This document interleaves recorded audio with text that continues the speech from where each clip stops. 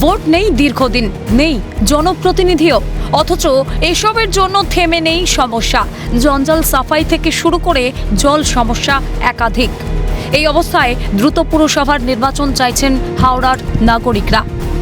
আমরা আশায় তো আছি 2013-তে যেটা বললেন, 2013-এর পর 2018, 2018 থেকে 2024 আমরা আশায় আছি যে পৌর নির্বাচন হবে।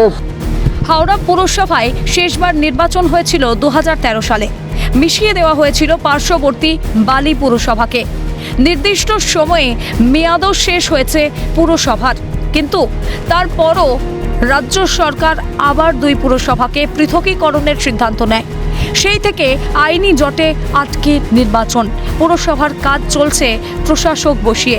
পুরসভার অস্থায়ী কর্মীদের অভিযোগ, কাজ করার পরে বেতন মেলে অনিয়মিত। স্থায়ীকরণের নামগন্ধ নেই, মেলে না ছুটির পয়সাও। না, মায়না কোথাও ঠিক করে দিয়ে তখনও 2 মাসও কেটে যায়, মায়নার মা বাপ নেই। মাইনে পাচ্ছে না, কাজ করতে 30 দিন কাজ করো, আর ওর মধ্যে ছুটি পয়সা কেটে নিচ্ছে, ছুটি পয়সা দিচ্ছে না। কাজ করে যাচ্ছে, এখন কোনো পার্মানেন্টের কোনো খবর নেই। 376 টাকা এখন পাই রোজ হিসাবে। হাওড়ার বাসিন্দারা দুর্নীতির গন্ধ পাচ্ছেন। তাদের অভিযোগ, পৌর প্রতিনিধি না থাকায় জন্ম বা মৃত্যুর শংসাপত্রের জন্য ছুটতে হয় সাংসদ বিধায়কদের কাছে, যেতে হয় অন্য কাজের জন্য, কিন্তু দেখা মেলে না সাংসদের। সমস্যাটা হচ্ছে হাওড়া পৌরসভা এখন ঘুঘুর বাসা হয়ে দাঁড়িয়েছে। এখন কোত্থেকে কি হচ্ছে না হচ্ছে এগুলো তো আমাদের সাধারণ মানুষ বলে জানা সম্ভব নয়। তারা কেন মাইনে পাচ্ছে না বা কী জন্য মাইনে পাচ্ছে না, তাহলে এই মাইনের টাকাগুলো যাচ্ছে কোথায়? আমাদের সাধারণ মানুষের এটাই প্রশ্ন, এই মাইনের টাকাগুলো যাচ্ছে কোথায়?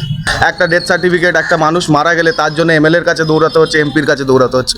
আজকে সাধারণ মানুষ কেন এমএলএ এমপির কাছে যাবে? গত 6 বছর ধরে নির্বাচন হয়নি হাওড়া পুরসভায়। প্রশ্ন উঠছে, হাওড়ার মানুষকে নাগরিক পরিষেবা দিতে কি ইচ্ছুক নয় সরকার? আগ্রহী নয় কি মানুষের সমস্যা জানতেও? দীর্ঘদিন ধরে হাওড়া পৌর নির্বাচন না হওয়ায় সমস্যা পড়েছেন হাওড়াবাসী।